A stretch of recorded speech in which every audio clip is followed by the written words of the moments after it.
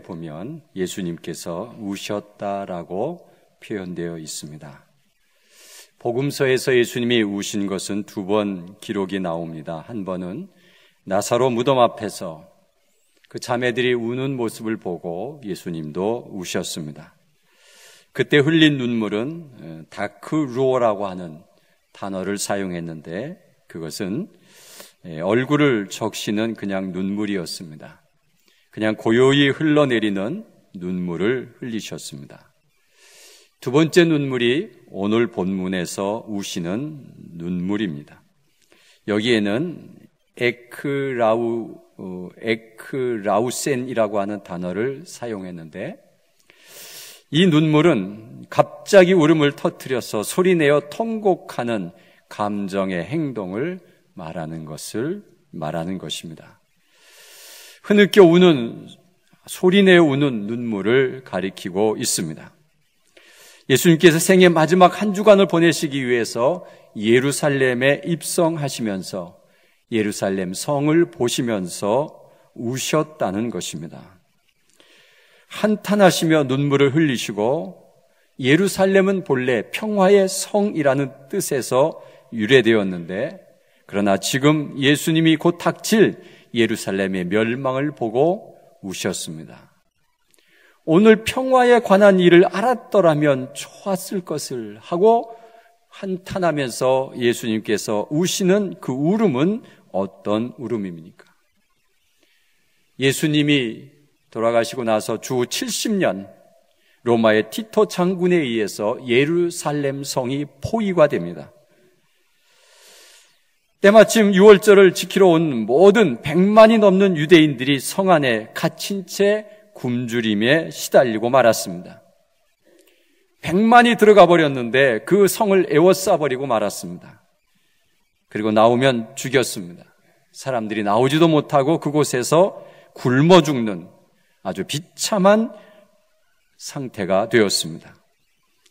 오늘 성경에 말한 대로 내 자식을 땅에 메어치며 돌 위에 돌 하나도 남기지 않겠다라고 하는 그것이 그대로 이루어지는 결과를 예수님께서는 미리 아셨기 때문에 그 불쌍한 마음을 보시고 통곡하며 눈물을 흘리신 예수님을 우리는 이 본문에서 볼 수가 있습니다. 요세푸스라고 하는 역사학자가 그 참상을 기록했는데 다락에는 기아로 죽어가는 여자와 아이들이 가득 찼고 거리에는 늙은이들의 시체로 가득 채워져 버렸고 살아있는 아이들과 젊은이들은 모두 기아로 퉁퉁 부어 무서운 망령처럼 거리를 배회하다가 쓰러져 버렸다. 예루살렘 거리에서 로마 군인들에게 찔려 죽임을 당한 유대인들이 흘린 피가 작은 시내를 이루어 흘렸고 말 굴레까지 피가 찼다. 이때 9만 7천 명의 유대인들이 포로로 잡혀가고 110만 명이 죽었다. 실로 처절한 예루살렘의 비극적 종말이었습니다. 이것이 나라를 이루었던 이스라엘 민족의 마지막 그 예루살렘 성 표현입니다. 그 후 유대인들은 2000년 동안 나라를 잃고 세계를 유랑하는 비극적 역사를 남기고 말았습니다. 그러면 이스라엘의 이러한 비극적 역사가 왜 일어나게 되었을까? 왜 이런 비극이 일어나야 되었을까? 오늘 본문 말씀에서 예수님의 눈물을 통곡하시면서 가르쳐준 중요한 교훈이 오늘 본문 속에 담겨 있습니다. 이스라엘 민족은 특별한 민족입니다. 인간이 세운 나라가 아닙니다. 인간의 필요에 의해서 만들어진 민족이 아닙니다. 이스라엘은 하나님의 뜻을 이루기 위해서 만들어진 특별한 민족입니다. 세계 열방에 하나님의 뜻을 펼치시기 위해서 하나님이 친히 세우신 민족입니다. 그런데 이 민족이 하나님을 배신하고 있었습니다. 여러분, 우리 대한민국도 특별한 민족입니다. 우리 민족이 이 나라를 지켜온 것이 아닙니다. 일본에게 모두 빼앗겨서 소망이 없을 때 하나님이 기적처럼 이 나라를 살려주셨습니다. 그리고 얼마 있다가 또 6.25 전쟁이 나서 공산주의자들에게 모두 다 빼앗겨 버릴 수 없는 그저 작은 부분만 남겨놓고 있는, 이제는 다 전쟁에서 졌다라고 할 수밖에 없는 그런 시점에 다시 하나님은 미국을 보내어서 이 나라를 살려주셨습니다. 전쟁을 치르고 나서 가난한 백성들 뭐가 있겠습니까? 그런데 기적과 같은 경제 부흥을 이루어서 지금 오늘의 축복을 받고 있습니다. 이 모든 기적 같은 사실들은 하나님의 은혜인 것을 누구도 부인할 수 없습니다. 왜냐하면 우리가 자력으로 이루어낸 것이 아무것도 없기 때문에 그렇습니다. 하나님이 특별히 세우신 나라이며 세계 선교를 위해서 세우신 나라입니다. 여러분도 인정하시고 믿으십니까? 그런데 예수님이 이 나라를 보시고 통곡하고 울고 계신다면 우리는 이 나라의 미래를 상상해 봐야 합니다. 예수님은 이 나라를 보시며 우신다면 우리 민족의 종말을 추측하게 되는데, 만약 가상적인 추측을 한다면 북한과 전쟁이 일어났습니다.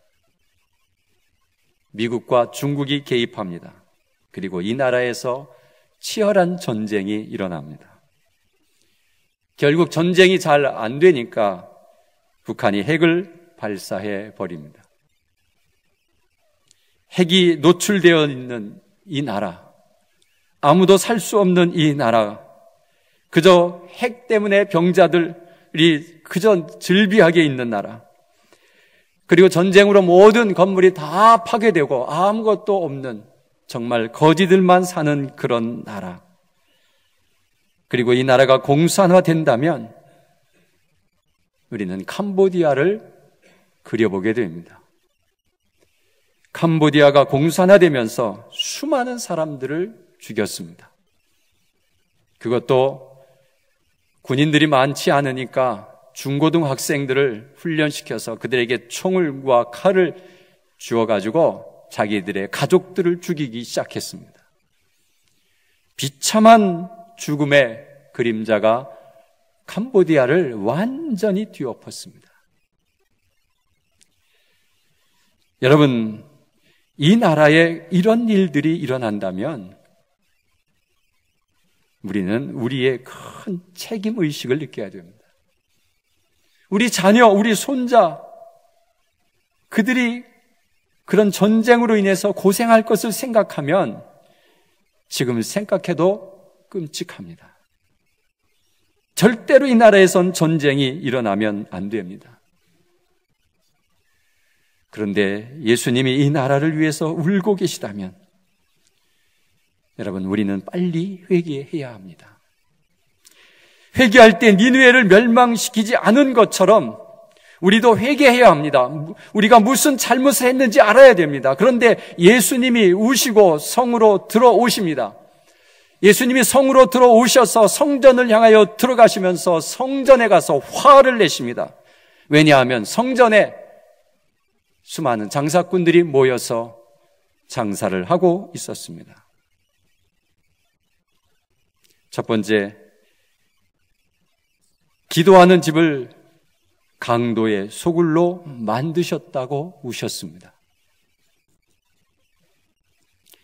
이 민족이 타락하고 이 민족이 범죄가 있어 내가 이 민족을 멸망시킨다는 기록은 없습니다. 그런데 성전에 들어가서 그 사람들을 다 내어 쫓습니다. 하나님을 예배할 성전은 장사치들의 돈벌이 장소로 변했고, 백성들을 바르게 지도하여 하나님을 신실하게 섬기도록 해야 할 제사장들은 장사치들이 던져주는 부스러기를 받아먹기 위해서 타락을 방조하고 있었습니다. 또한 자신들의 기득권을 수호하기 위해서 하나님께서 보내신 선지자들을 돌로 치어내어 쫓았습니다.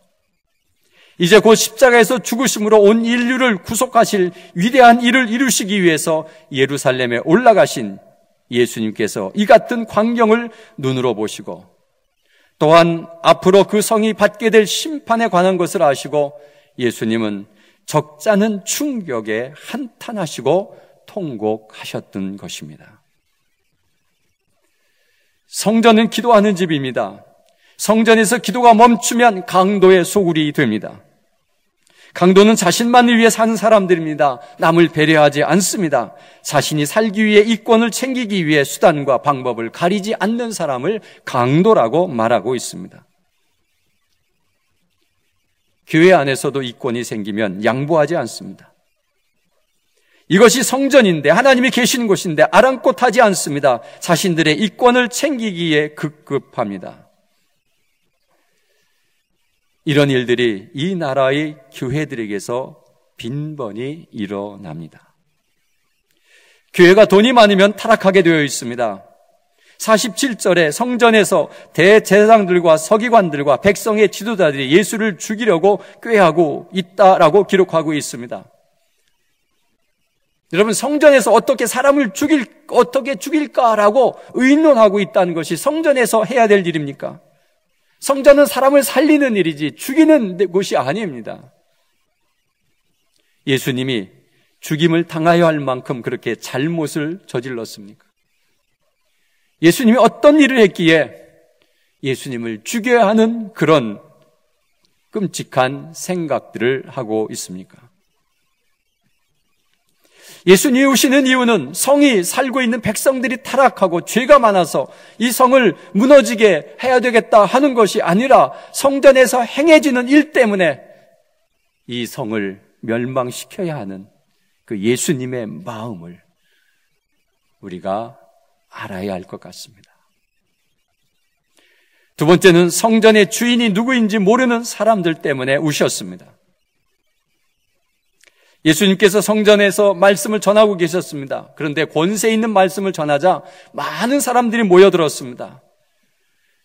그런데 제사장들과 서기관과 장로들이 함께 와서 누구의 권위로 이 말씀을 전하느냐라고 따졌습니다. 여러 사람이 있는 가운데 당신은 누구의 권위로 이 하나님의 말씀을 이곳에서 전하느냐? 누구냐? 당신에게 이런 권한을 준 사람이 누구냐라고 물었습니다. 예수님께서 그들에게 다시 질문했습니다. 나도 너희에게 묻겠다. 세례 요한의 세례가 하늘로부터냐 사람으로부터냐 라고 질문합니다. 대답하라. 이 사람들 대답 못합니다. 하나님으로부터 온 권위로 가지고 세례를 베풀었다면 왜 당신들은 세례 안 받느냐?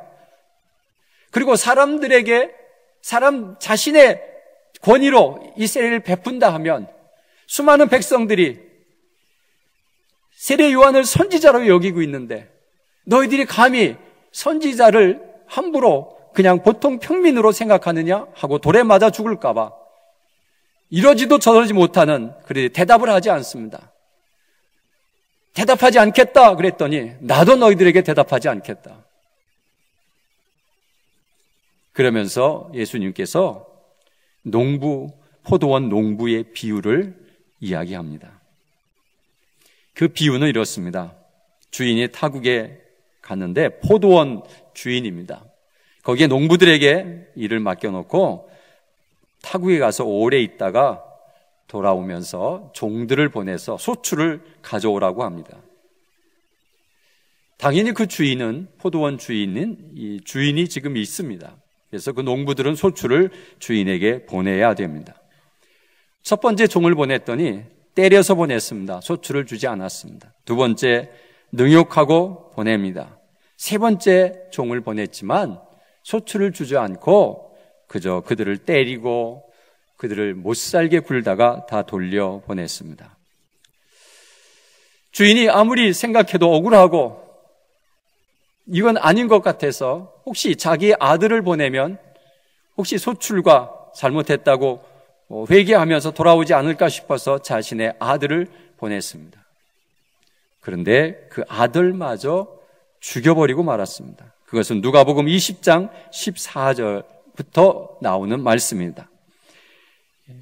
오늘 이 본문을 지나서 계속해서 나오는 이야기들입니다. 이어서 나오는 이야기들입니다. 누가복음 20장 14절에 농부들이 그를 보고 서로 의논하여 이르되 이는 상속자니 죽이고 그 유산을 우리의 것으로 만들자 하고 포도원 밖에 내쫓아 죽였느니라. 그런즉 포도원 주인이 이 사람을 어떻게 하겠느냐? 와서 그 농부들을 진멸하고 포도원을 다른 사람에게 주리라 하시니 사람들이 듣고 이르되 그렇게 되지 말아지어지이다 하거늘. 여러분, 이 비유는 자신이 마치 주인 행세를 하려고 끔찍한 죄를 저질립니다. 성전의 주인은 누구십니까? 하나님이십니다. 근데 마치 자기들이 주인인 것처럼 행세하고 예수님을 죽이려고 하는 대제사장과 서기관과 장로들을 보고 하시는 비유입니다. 자신이 마치 성전의 주인인 것처럼 주인 행세를 하고 누구의 권위로 이런 말씀을 전하느냐라고 따지는 그들에게 이 비유를 말씀했을 때에 이들은 더 이를 갈고 우리를 향해서 하는 말이구나. 사랑하는 성도 여러분, 한국 교회의 기도가 점점 없어집니다. 기도 시간이 점점 줄어들고 있고 예배 시간도 점점 줄어들고 있습니다. 기도가 말라버리면 교회는 강도의 소굴이 됩니다. 교회의 주인이 누구인지 분간 못하면 교회의 지도자들이 많이 있는데 그들이 자신이 주인인 줄 알고 있습니다. 원로 목사는 자기가 교회의 주인인 줄 알고 교회를 내려놓지 못합니다. 장로들은 자신이 주인인 줄 알고 목회자를 쫓아냅니다. 그리고 괴롭힙니다. 이런 교회들이 한국 교회에 너무 많이 있습니다. 교회마다 분쟁이 있고 갈등이 있고 분열이 일어나고 있습니다. 마치 교회의 주인이신 주님이 있을 곳이 없습니다. 혹시 예수님이 한국 교회를 향해서 울고 계시는 것은 아닌지 우리 한번 생각해 봐야 됩니다. 이 나라는 하나님이 특별히 세우신 나라입니다. 한국 교회가 타락하여 이 민족을 멸망시키면 이것은 우리의 큰 잘못입니다. 우리가 세상을 탓할 것이 아니라 먼저 교회가 회개하고 교회가 바로 서지 않으면 이 나라는 멸망하고 맙니다. 한국 교회의 이 권위 싸움이 얼마나 대단합니까? 우리 교단의 어느 노회가 장로님들이 목사님 안수하는데 올라온다고 그래서 그 목사들이 안수를 포기했습니다. 거부했습니다. 난리가 났습니다. 그래서 목사와 장로가 싸움이 붙어가지고 노회를 못했습니다.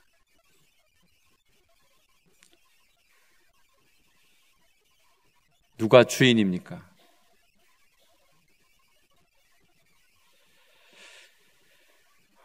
총회장을 하려고 서로 불법을 행하며 돈을 쓰고 총회장이 되려고 혈안을 하고 있습니다. 교회는 겸손히 낮아짐이 대우받는 곳이어야 됩니다. 점점 낮아져서 주님이 높이시는 교회가 멋진 교회입니다. 우리는 낮아지고 주인이신 주님이 높여져야 되는데 자기들이 다 주인 행세를 하고 있기 때문에 주님이 어디 계신지조차 모릅니다. 이 교회에 주님이 계신가? 종끼리 싸움질합니다. 주인이 그만하라고 하면 중단해야 됩니다. 그런데 주인을 죽여버리고 맙니다. 자신이 주인인 것처럼 큰 문제를 일으킵니다. 사랑하는 성도 여러분, 한국 교회가 여기까지 와 있습니다. 우리가 반성하고 회개하지 아니하면 우리가 마치 교회의 주인인 것처럼 생각하고 결국 예수 그리스도를 죽이는 결과를 낳을 수밖에 없는 것입니다.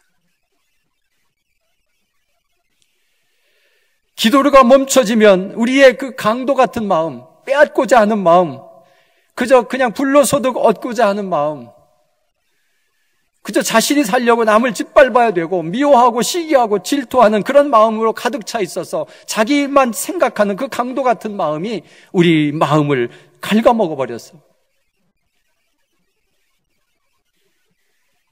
47절에 말한 것처럼 백성의 지도자들이 그를 죽이려 꾀하는 그런 결과를 낳고 맙니다.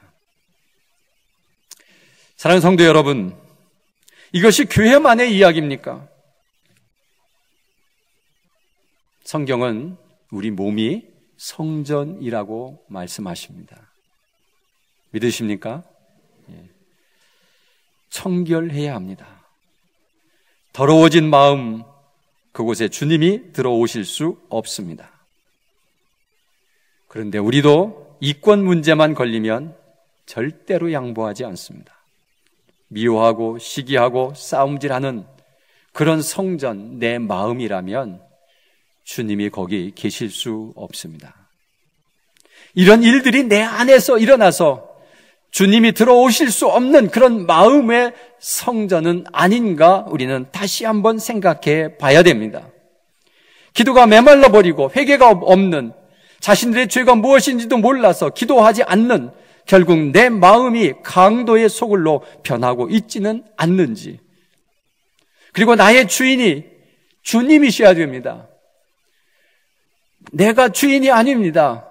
나를 지배하고 나를 이끌어가는 분은 주님이십니다. 그런데 내 주인의식이 너무 강해서 주님이 종인 것처럼 되어버리면 안 됩니다. 마치 우리 주인님 예수님은, 하나님은 나에게 축복을 갖다 주는 종처럼 여겨서 내가 주인이고 주님이 나를 축복해야만 된다고 하는 그런 주인이 되어서는 안 됩니다. 내 삶, 내가 주인인 것 같지만 내가 주인이 아닙니다. 주님이 주인이십니다. 만약 교회에서도 내가 주인 행세는 하고 있지 않습니까? 내가 너무 강해서 이 교회의 주인인 것처럼 생각한다면 이것은 큰 문제를 일으킬 수밖에 없습니다. 사랑하는 성도 여러분, 주님이 오늘 우리를 바라보시면서 혹시 눈물을 흘리시는 것은 아닙니까? 누구누구야, 내가 오늘 평화에 관한 일을 알았더라면 좋았을 것인데 하고 내 이름을 부르며 주님이 우신다면 그 주님의 눈물을 생각하며 우리는 깊이 회개하는 우리 모두가 되시기를 간절히 바랍니다.